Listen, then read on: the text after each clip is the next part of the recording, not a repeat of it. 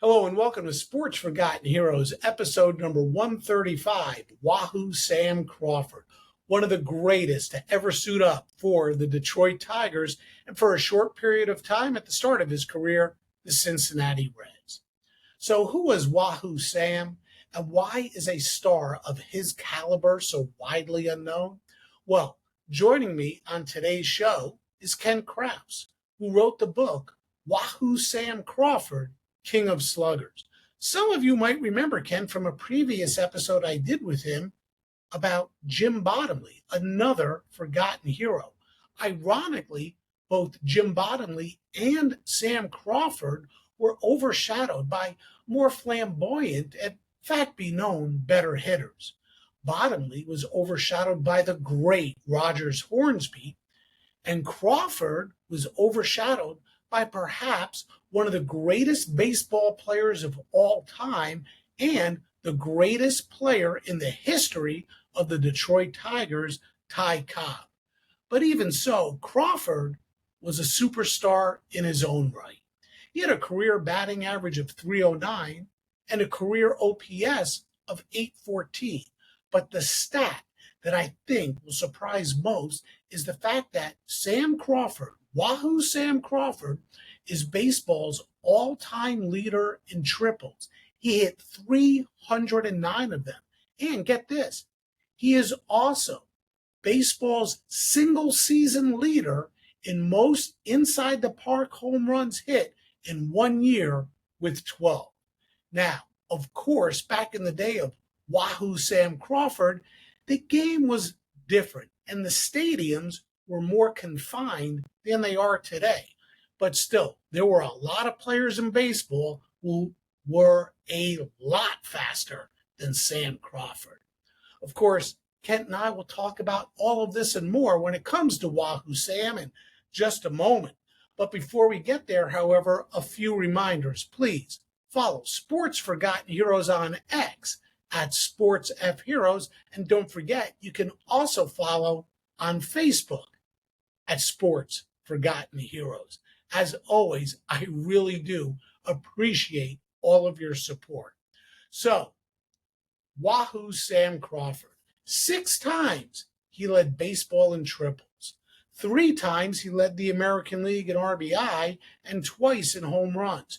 Just a great, great baseball player who ultimately made his way into baseball's Hall of Fame in 1957. And here to tell us more about Wahoo Sam Crawford is my guest, Keny Krause.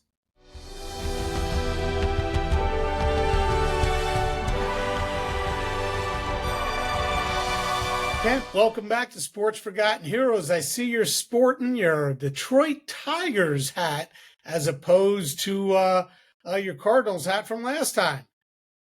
Yeah, thanks for having me back. It's great to be here. And yeah, I thought in honor of Sam Crawford, I'd put on the Detroit Tigers attire. Yeah, sure, absolutely. I still got my Mets attire on, and I'll have to expand this wardrobe eventually. But hey, I am so glad you're back. Really had a good time last time you were here talking about Jim Bottomley. But today it's Wahoo Sam Crawford. And I guess we really do need to start there. The nickname Wahoo. Where does it come from and how did he earn it? Wahoo comes from the town where he was born and grew up in Nebraska. It's about 30 miles north of Lincoln, 30 miles west of Omaha. He was born there in 1880, and when he first broke into the majors in Cincinnati in 1899, the reporters, they like to ask the new ball players where they're from, and he said Wahoo, and the reporters just loved that, and the fans just loved that, and they would be chanting Wahoo, Wahoo when he came to bat, and the reporters just immediately started calling him Wahoo Sam Crawford. Well, tell us a little bit about the book you wrote on Sam, on Wahoo Sam, the connection, the Nebraska connection, and why you wrote the book. Yeah, in 2020, the Historical Society, the Saunders County Historical Society in Wahoo asked me to do a presentation about Wahoo Sam.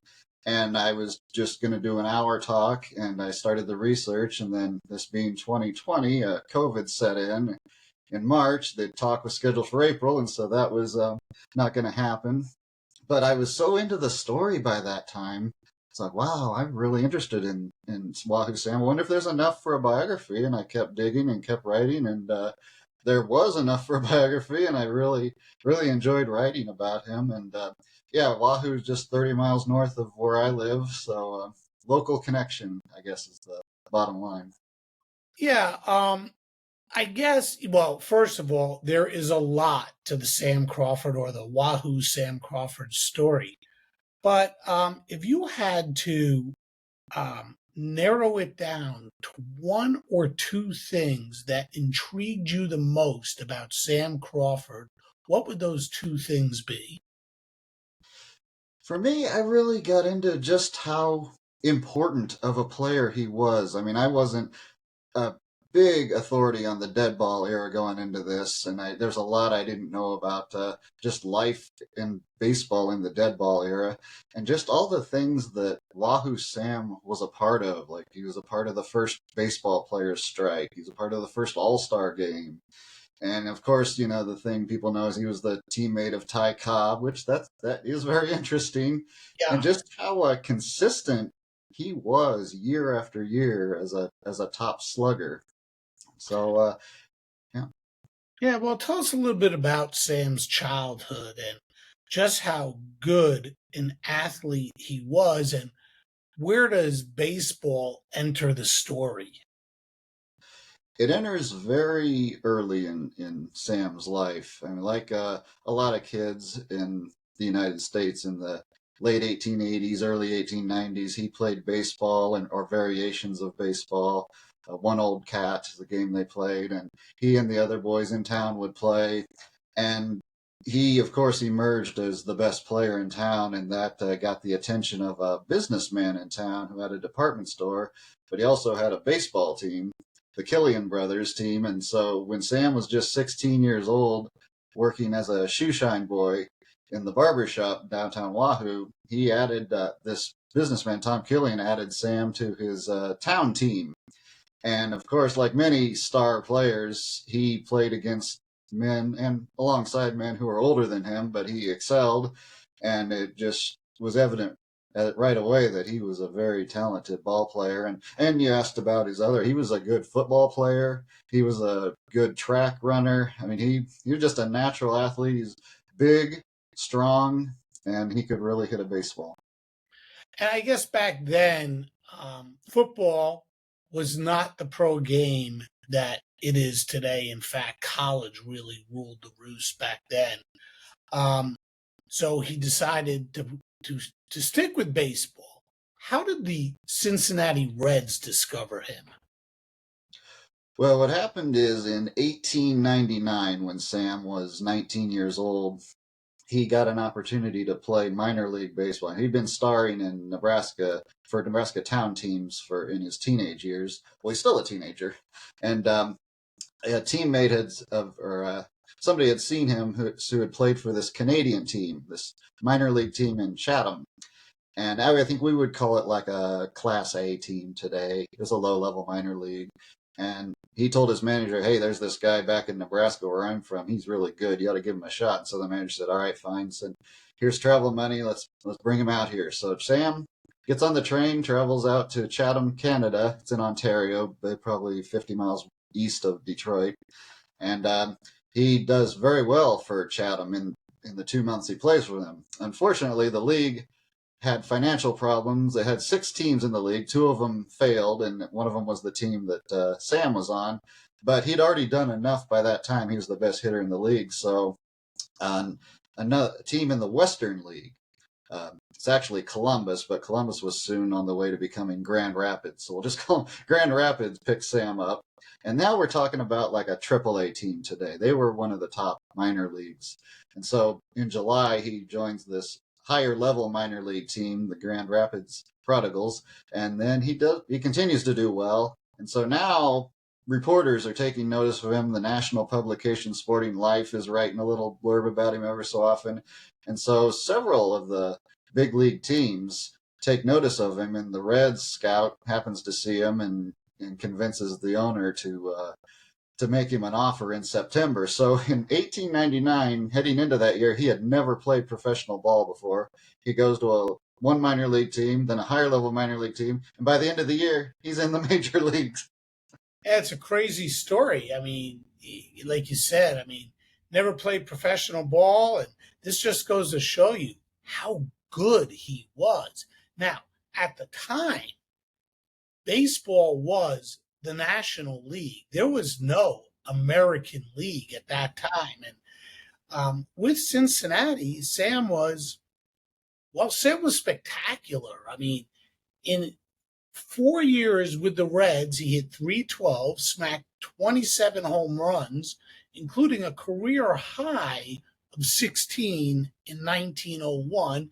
And over the 4 year period, he knocked in 261. Oh, you also had 60 triples, and we're going to get into some of the talk about triples. But then the American League came along in 1903. So 1899, he's with the Reds. 1900, he's with the Reds. 1901 and 1902, he's with the Reds. After 1902, Sam left Cincinnati for Detroit. And that's when the American League started, 1903. Why? Why take a chance with a new league instead of the security of the Reds and the National League? What made him decide to jump to the American League? Well, in 1902, as the season's going on, the American League is actually existing as an outlaw league. They've declared themselves a major league, and they're continuing to raid the rosters of National League teams. And so Detroit sets its sights on Sam, and they send some players to go talk to Sam about jumping over to the American League. And at this time, players had no real bargaining power to raise their salaries unless there was a baseball war going on. Like earlier episode, you talked about the Federal League. Well, this is an opportunity for the players to make some money by getting the American League and National League clubs to bid against each other because they don't respect each other's reserve clauses.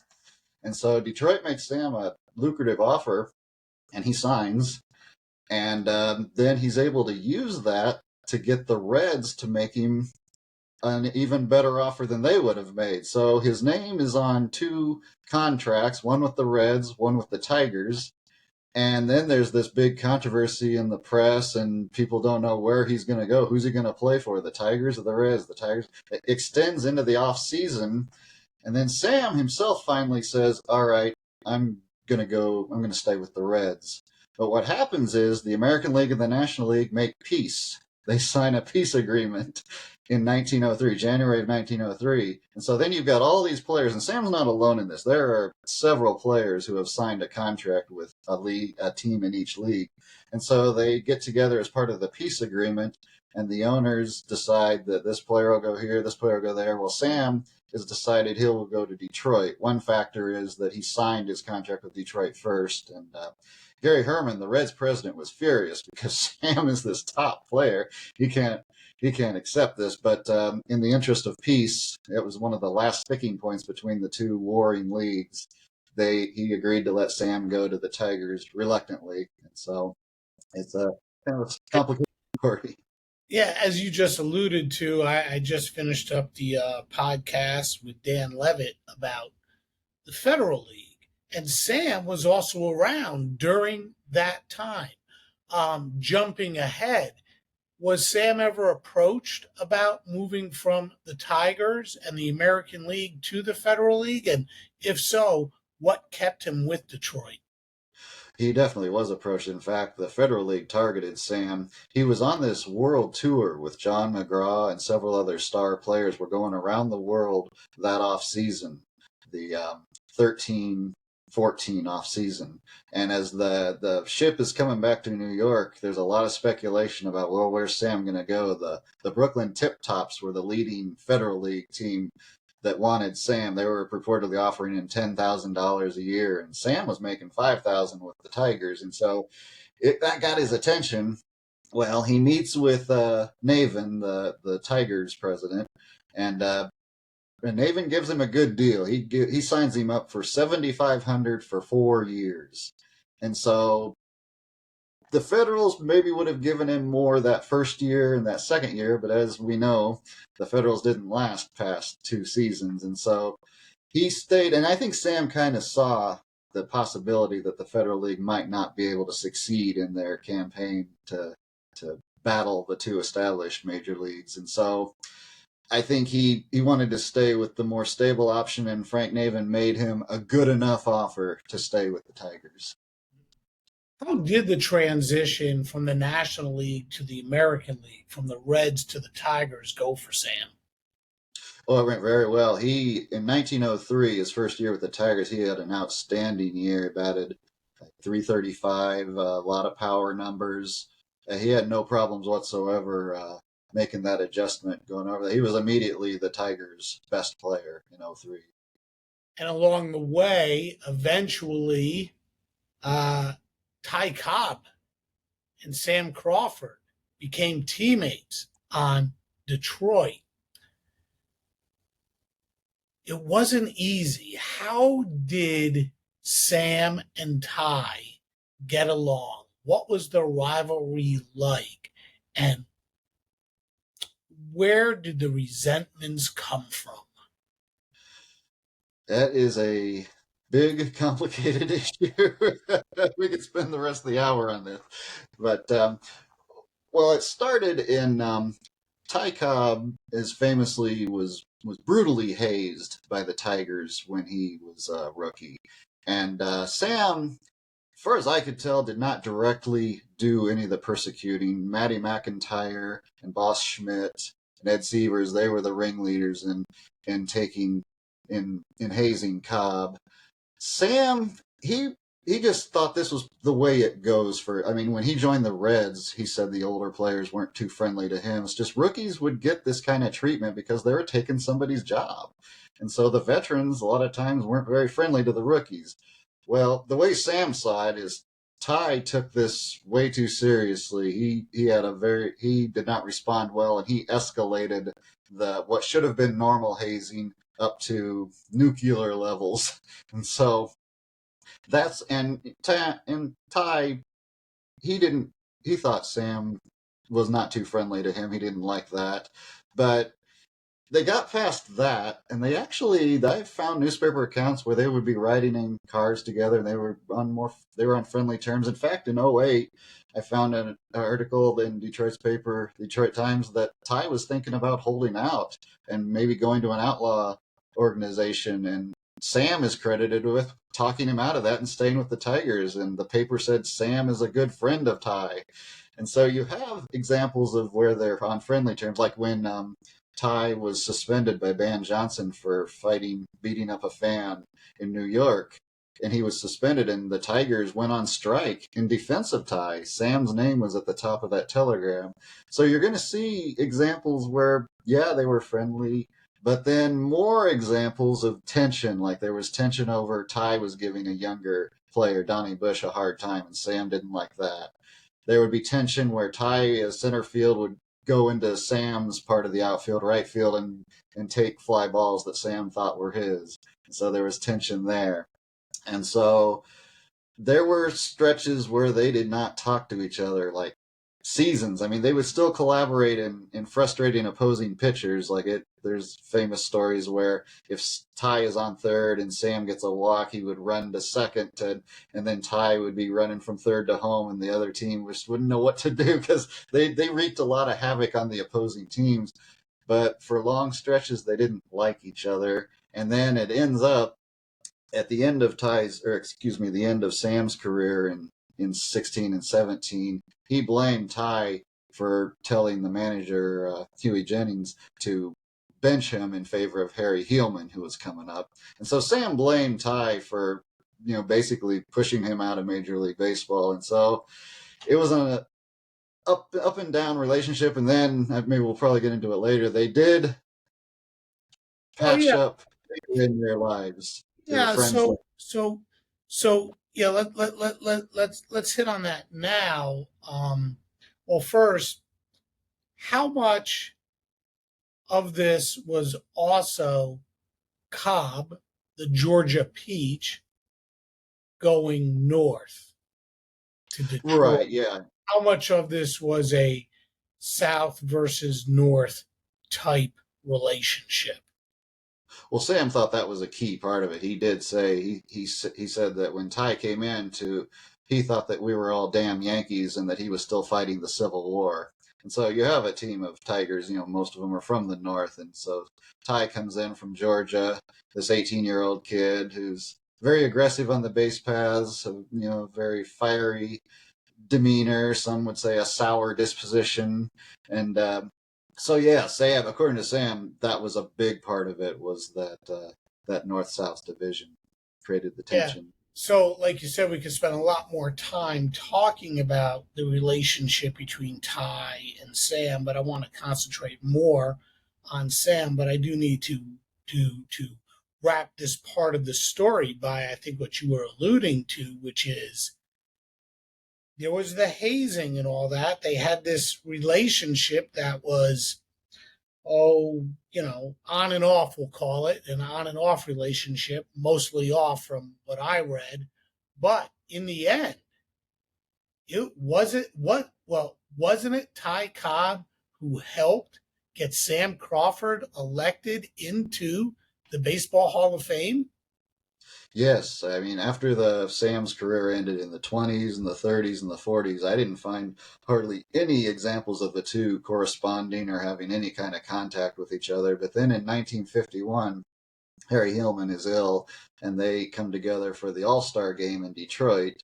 A lot of old Detroit players, and Cobb and Sam reunited on friendly terms, and they, apparently, it was like they were able to get past all of the past tensions, and then after that, Ty launches this campaign to get Sam into the Hall of Fame. Ty had done this for Harry Hillman. He did this for other players too, but he really devoted his attentions in the 50s to getting Sam in the Hall of Fame. And he would write letters to the Veterans Committee members, and he would write to newspapers and extolling how great Sam was as a player. And he worked long and hard to get Sam in, and in 1957, Sam got in. The veterans voted him in. It's crazy to think that Sam Crawford struggled to get into the Hall of Fame. The guy had an absolutely marvelous, phenomenal career. And as we all know, baseball looked different back then. Um, Give us, and I'm going someplace with this, give us a little background on what baseball stadiums looked like back then, what their dimensions were, how home runs were hit. It's not like today. When you hit a ball over the fence, it's a home run. The game was a little different back then. Talk to us about that. Well, you have multiple factors on why the dead ball era is called the dead ball era, and one is the stadiums that you mentioned. They're larger and more spacious, like Bennett Park, where Sam spent the early part of his Detroit years, had this really odd dimensions where you have the left center field was like 500 feet away from home plate, and of course the Polo Grounds, famously deep center fields, and a lot of the ballparks were deep deep fences. And then you also have the ball. They tried to get through a whole game with a single ball, and they allowed pitchers to do pretty much what they wanted with that ball. And so, like Sam would say, by the end of the game, it would look like a clod of dirt. It was just soused with tobacco juice, and it was cut up. And so you have one thing it's harder to hit that ball a long ways, and the other thing is it's harder to reach the fences. Like Sam, when he hit 16 home runs for the Reds in 1901, 12 of them were inside the park. He only hit 4 over the fence, and he led the majors, or led the National League in home runs. So So yeah, that's what it was like for Sam to hit a home run. A lot more than half of his career home runs were inside the park. He usually hit it over the outfielder's head or between the outfielders and then leg it out. Well, legging it out, many would say, and I think this maybe even holds true for today as well, that the most exciting play in baseball, the most exciting hit in baseball is a triple. And Sam, when it came to hitting triples, really excelled at this. And I think many listeners out there, many people watching, would find this amazing. Sam holds the all-time record for triples. He hit 309 of them. Not Ricky Henderson, not Vince Coleman, none of the speedsters of today. It's Sam Crawford, 309 career triples. What made him such a great triples hitter? And by the way, you alluded to it with the inside the park home runs. I believe that he hit 12 that year in 1901, and that too is a record for the Yeah. most inside the park home runs in a single year. 12. It's bizarre. Um, but what made Sam such a great triples hitter? Because if I also follow correctly, it's not like he was the fastest guy on the field. Yeah, that's correct. Sam wasn't the fastest guy on the field, but what he was is he was one of the top power hitting guys, and he had above average power for a power hitter, or excuse me, above average speed for a power hitter. So what he would do is he would hit the ball over the outfielder's head a lot or into the gap. And of course, those fences are way back there in the dead ball era. And so that gave him a lot of opportunities to hit triples. So, yeah, that's really the combination of why Sam is 309 career, 12 inside the park home runs. He's going to be in the record book. I I just don't see those records falling unless the game of baseball changes drastically. But yeah, that's it. He hit for power, but power in those days didn't usually mean clearing the fence. It meant clearing the outfielders. Talk about his aptitude for the game, his ability to break it down, and his ability as a hitter. And like you said earlier, he and Ty Cobb, they played games against these other guys with, if Cobb was on third and Sam would get a walk and he'd just go straight to second. Talk about his aptitude for the game and um, um, how smart a ball player he was. Well, Sam was, I mean, baseball was his love from when he was a boy on, and so he thought about baseball. Bats were vastly important to him. His bats, he would have the finest bats made, and in terms of the game, he really took to the dead ball era game, which was it was a strategy game where you had to scratch out a run. You had to, you sacrificed bunt. I mean, he's a power hitter. He could lay down a sacrifice bunt. He could. He knew the dead ball era game. He and Cobb did.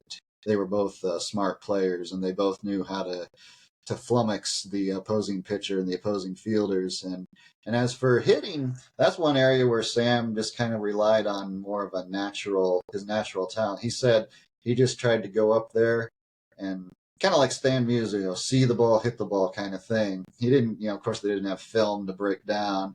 He said, get a good pitch. Don't let the catcher bother you with his chatter. Just clear your head, see the ball, and hit it hard. And so, over the years, I mean, he got an aptitude for how far he could go on a hit. I mean, he hit over 300 triples. No other major leaguer ever has, and probably ever will do that. In addition to all of his inside the park home runs, and so I think he got a very good idea of when the ball left his bat, just how far he could go around the bases. How were the teams that he played on back then? The Tigers, the Reds. How good were those teams? How competitive were those teams? And actually, um, the advent of the American League, how competitive was the American League? Well, unfortunately for Sam, the Cincinnati Reds were not very good when he played for them. They were second division. I think his last year, 1902, they finished at 500. And I think that was the high water mark for the Reds. They just weren't very good. Now, if he would have stayed with them, maybe things would have got better in that first decade of the 1900s. And when he joined the Tigers, well, they weren't very good either. But Ty Cobb shows up late in '05, and then '06, that's when most of the hazing occurred. But by '07, they win the pennant. They win the pennant again in '08. They win the pennant in '09. You asked how competitive the American League is. Well, they won the first World Series in 1903, so they're very competitive with the National League right away. I'd say the two leagues are on even par basically from the start in 1903. And but for Sam Crawford, he had the misfortune. Sam and Ty had the misfortune of having to play against the Chicago Cubs in '07 and '08, who had this monstrous pitching staff that was just one of the best in baseball history. And then finally in '09, they don't have to play the Cubs, but they have to play the Pirates, who have a very good pitching staff. No, they also have Honus Wagner. And so they had to play very top level National League competition. The 3 years they won the pennant. Um, how did the startup of the American League change the landscape of Major League Baseball? Well, it added 8 more major league teams because the National League in the 1890s had 12 teams, but they were having problems. It was a bloated league. There were teams that weren't competitive. So in 1899, they went down to 8 teams. They cut 4. But Sam's team, the Reds, they were one of the 8 that survived. But you only had 8 major league teams in 1900. And so the opportunity to make or stay on a major league roster was very limited. Well, then the American League, they win their campaign to be recognized as a major league. And so in 1903, you have 8 teams in the American League, 8 teams in the National League. And so it was really good for the players, gave them much more opportunity to make a roster, and then also sets up this World Series, which was new in Sam's day. I mean, we think of the World Series today as this established institution over a century old, but in Sam's day it was new. Like in 1909, he played in the first Game 7 of a World Series, so it added to that postseason excitement for Major League Baseball that it didn't really have up to that point. Um, I don't know if you know this. What teams, in your estimation, were affected the most in the National League by the ball players leaving their teams and going to the American League? Well, the Reds, they had lost a talented outfielder, Jimmy Barrett, before Sam. He came up with Sam. He was really good. He got injured, but later on, so he's not in the Hall of Fame. But the Reds got roughed up pretty bad. I'm trying to think of other teams that got, because there's so many players that like John McGraw came over to the American League, but he couldn't get along with Van Johnson. He only made it 1 year there, and then he went to the Giants in the National League. So I know the National League overall was really getting they were really taking it on the chin with this war because A, they had to pay players more to keep them when the American League was their enemy, and then B, they were losing players.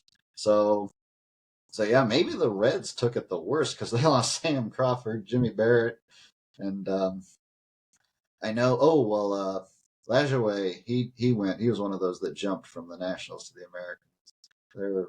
There were others, but yeah, it did hurt several National League teams. We've talked a lot about Sam at the plate. What about his ability in the field? What kind of a defensive ball player was he?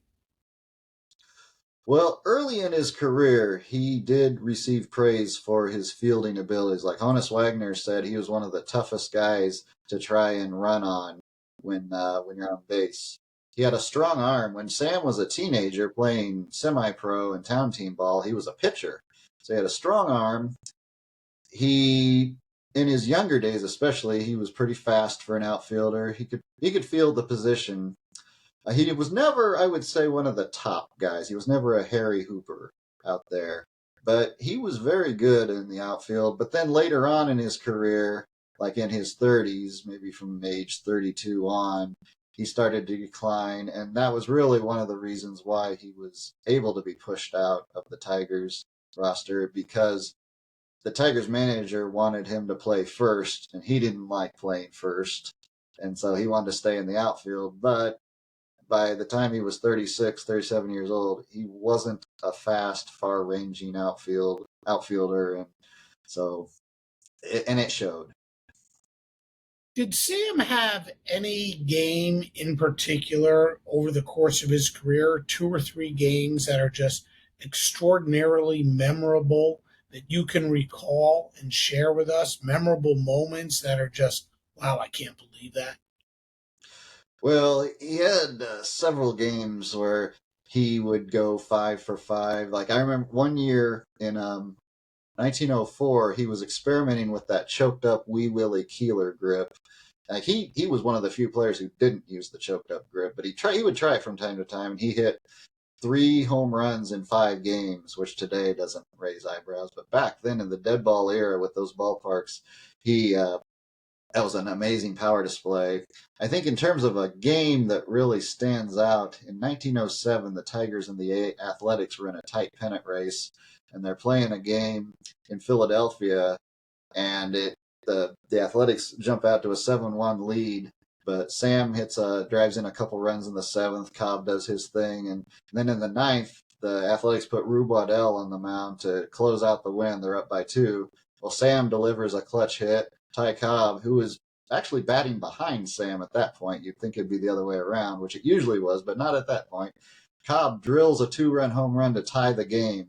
Then they go into extra innings, and it goes on, and like I think it was the 14th inning, the Philadelphia batter hits a long fly ball. Sam is playing center field for this game, and of course, not like today when we think of the outfield, you think of a wall there. Well, in this time, you had a rope and a bunch of spectators there. That was your wall in the outfield, and so Sam's backing up, and remember this is in Philadelphia, and so one of the people in the crowd jostles him as he tries to catch the ball, and it drops. And then they stop the game. There's this controversy. There was only 2 umpires on the field, but Detroit protests, and surprisingly enough, this umpire must have been very brave. They rule in favor of the Tigers and say, yeah, Sam was interfered with, and the batter is out.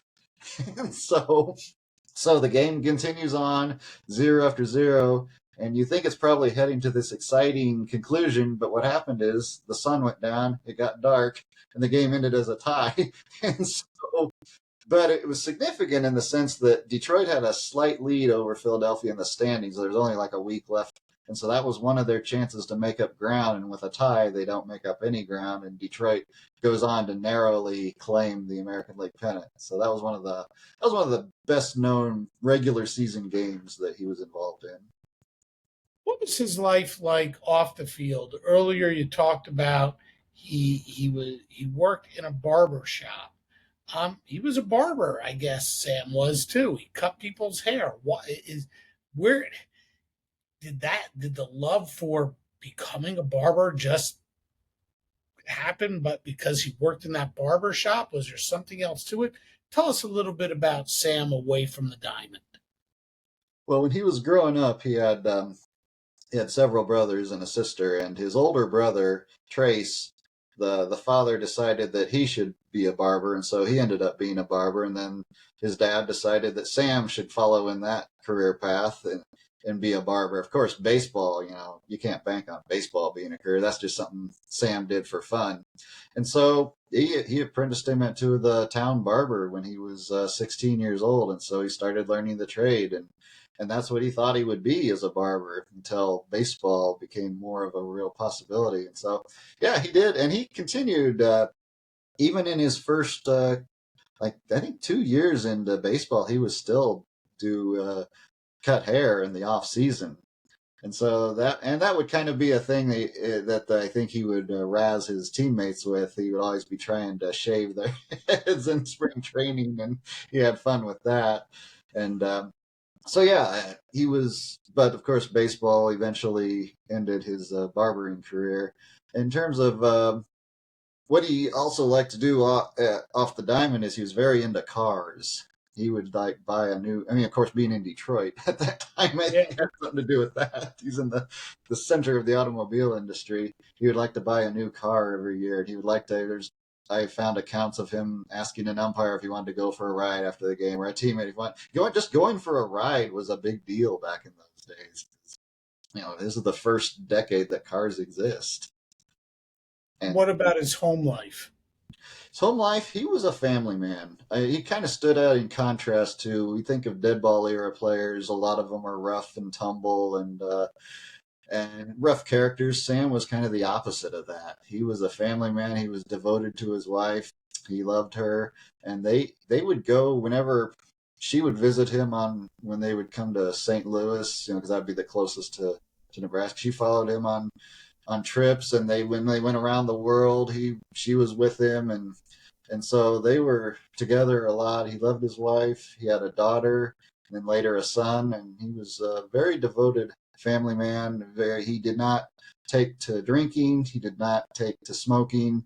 He avoided the vices that we often associate with many of the dead ball era players. So he stood out in contrast. And he also was part of the early to bed, early to rise club. That was a big thing too. He recognized the value of getting enough rest. Sam played during a time, it was before Babe Ruth, right? Ruth really came along towards the end of his career. The guy of the day was Ty Cobb. I mean, that was the sport's most popular player. But how popular was Sam? What was he a marquee player at that time when the Tigers came to town? Did people go, "Oh, look, there's Sam Crawford"? What was his popularity like? Well, he was very popular in Detroit, of course. I found article like even as late as 1908, where Cobb's already winning batting titles. There was an article in a Detroit paper saying who's better, Sam or Ty, and Huey Jennings rated them very close in ability at one point. Now, of course, as baseball history over the decades, Ty's star and status elevated, and Sam was somewhat forgotten. But at the time they played, he was a big star. Now, he did not get the headlines, and he did not have the flash value that Ty Cobb had. I mean, Cobb was getting headlines every week, it seemed like, for something he did on the field or off the field. and and Ty, to be fair, he was a better ball player. He was the top star of the dead ball era. I mean, he put up numbers that are just phenomenal. But Sam put up numbers. If he weren't playing alongside Ty Cobb, people would, I think, looked at that and go, wow, wow, even more so than they already did. Yeah, because his numbers are pretty amazing. I mean, you go starting in 1905, 297, 295, 323, 311, 314, 289, 378, 325, 317, 314. He would knock in runs. In 1901, he had 104 ribbies. 1909, 97, 1910, 120, he led the league. 115 and 11, 109 and 1912. Again, he led the American League with 104 and 14 and 112 and 15. We haven't even discussed the triples. These numbers 15, 16, 22, 25, 16, 10, 16, 17, 16, 14, 19. I mean, it's just crazy. And in 1914, a career best 26. I mean, this guy put up numbers. Just how good was Sam Crawford? I would say that from 1900 to 1915, Sam was probably the third best hitter in Major League Baseball, behind only Honus Wagner and Napoleon Lajoie. Oh, excuse me, probably fourth, Ty Cobb. Okay, he's fourth best player, fourth best hitter in Major League Baseball. And, that's, saying something because those guys are legends. And just the consistency, like you point out, with all those RBIs, all those triples, every year you could count on Sam to deliver that kind of production. And like even the year, like in 1905, he batted 297. that was actually the closest he ever came to winning a batting title because the league leader that year, Elmer Flick, batted 306. He was only the league hitting was so far down that in that little era there, I think the average was like 240. So Sam's batting 297. He almost wins the batting title that year. And in 1904, that 1904 was an interesting year because he played in 150 games, and this was his second year with Detroit, and he only hit 254. Um, but he did have 16 triples. He did knock in 73. What happened in 1904? Well, in 1904, early in the season, he suffered from very painful boils on his arm, and the Detroit physician had to lance those, and it kept him out. This is in the spring. It kept him out of action for a little over a week. And then around that same time, his father died in Wahoo, and so I think he was dealing with a lot of things that year. And so, and plus, maybe there was a factor of American League pitchers, or maybe they had figured a little something out. Now, of course, he would not stay. That was really like his only subpar year for a long time, till very late in his career. Yeah, I mean, really, his only subpar year until he was like 36 or Yeah. 37 years old. And I wouldn't even call those disappointing years. I mean, he was 36, he was 37, and, things happen. But if there was a real disappointing aspect to Sam's career, it has to be the World Series. With the Tigers, he played in the series, and you talked about it, three separate times. 1907, they lost to the Cubs. 1908, they lost to the Cubs. 1909, they lost to the Pirates. So I think it's fair to say they were the best team in the American League at that time, and probably one of the top two or three teams in all of baseball, but they couldn't get over the hump. Why? And why did Sam struggle in those World Series? He hit 238, 238, and 250. Yeah, well, they say the old adage in baseball is good pitching will stop good hitting, and I think with the Cubs in '07 and '08, that's definitely the case. I mean, you had Three Finger Brown, you had Overall, Feaster, Rollback. They had just a monstrous pitching staff. There was just no let up.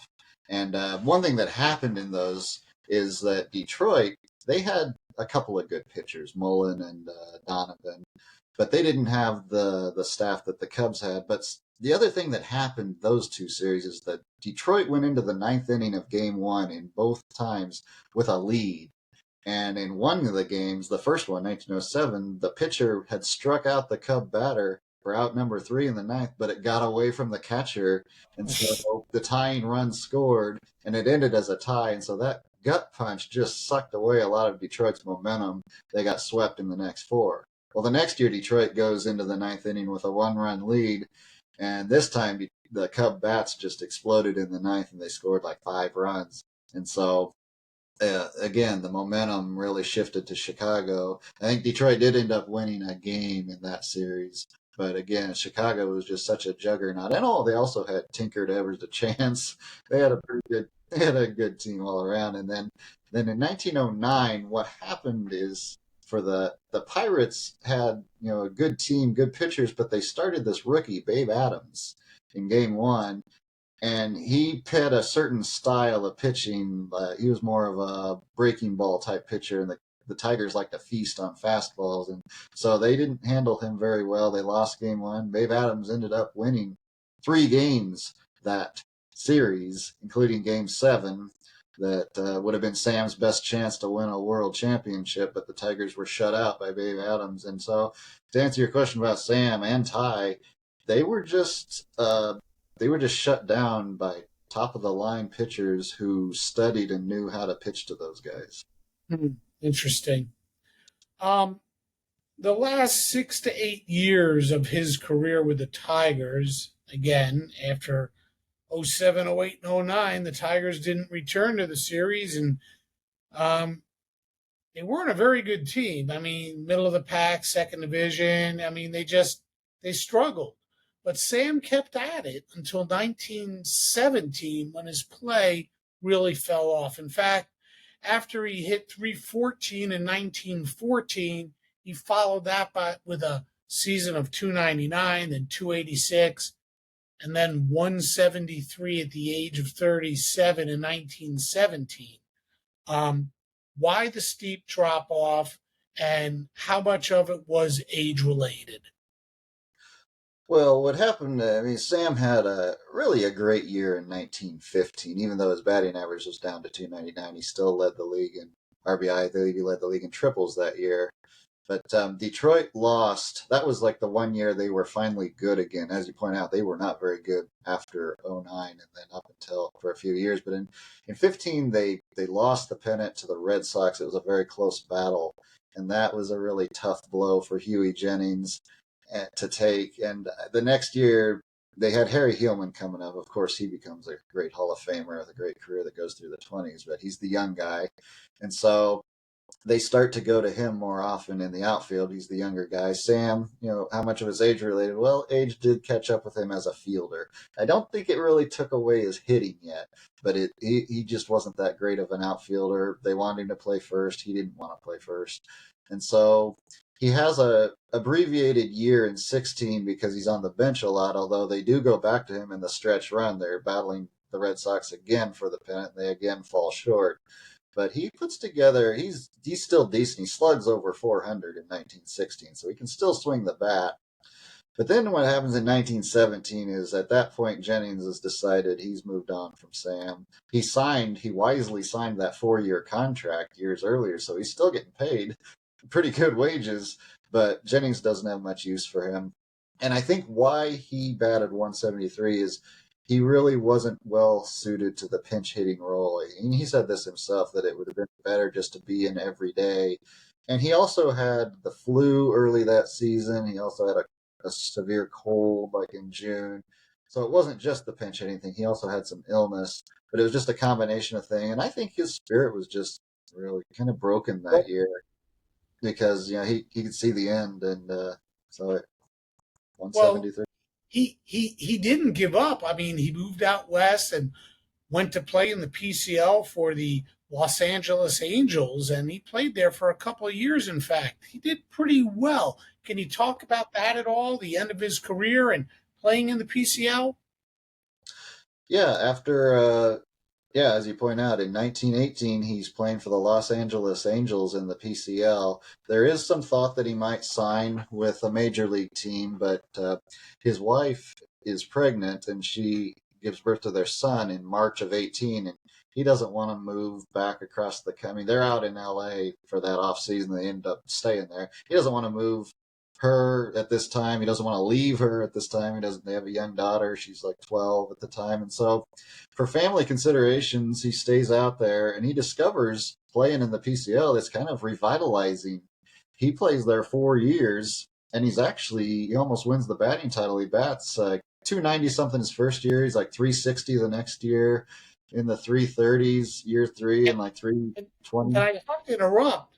The PCL, the Pacific Coast League, was almost like a major league. I mean, it was very, very competitive.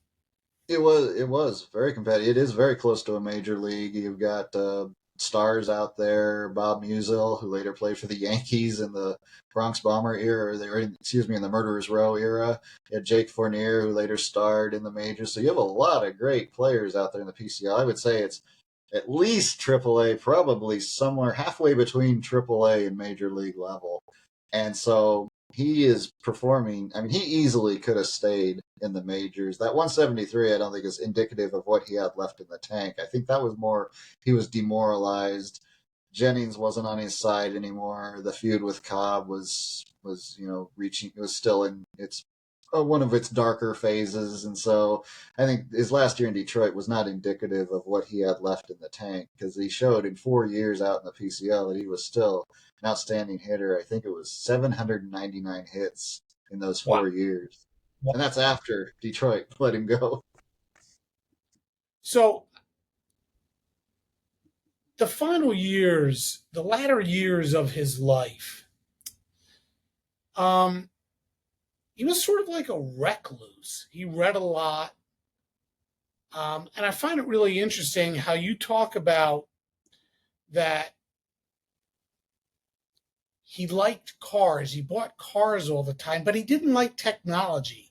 And, technology back then was the phone and the TV. And he didn't like to talk on the phone. And he had a TV, but he never watched it. What were those latter, and he did. He became an umpire in the PCL. He coached at USC, but he removed himself from public life.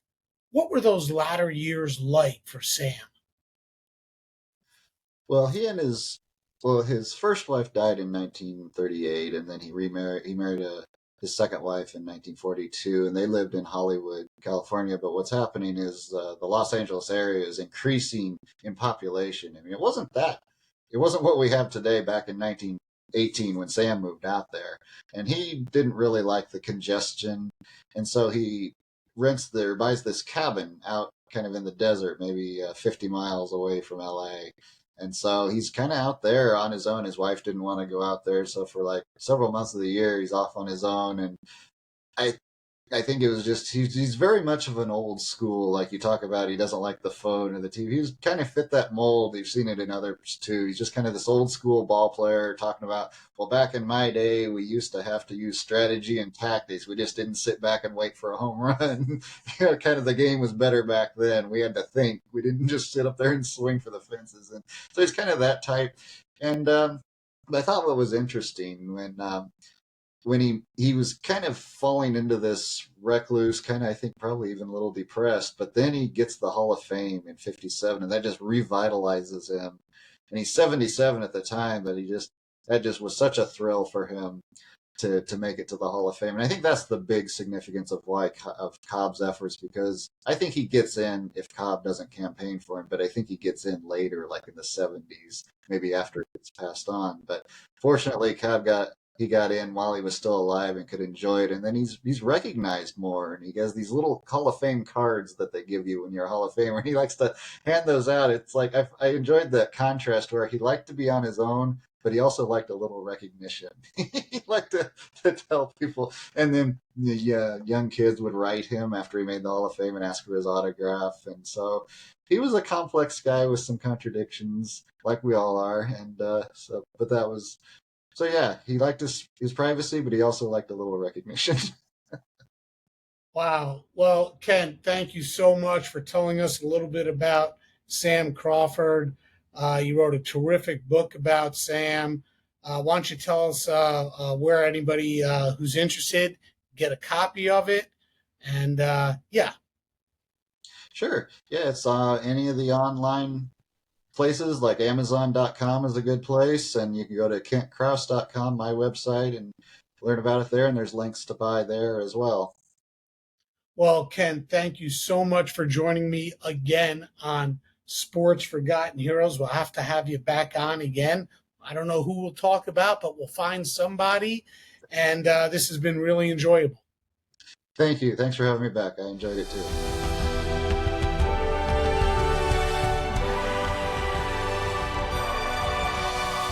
Wahoo Sam had a remarkable career. He averaged 20 triples a year. His career batting average, 309. He averaged 98 RBI a year, and we didn't even touch upon the fact that he averaged 191 hits every season and 29 doubles a year as well. Like I said, simply a remarkable career. Hey, I want to thank Ken for coming back on. For more on Ken, and to get a copy of any of the books he has written, please check out his site, KentKrause.com. And of course, thanks to all of you for watching, and I'll see you next time on Sports Forgotten Heroes.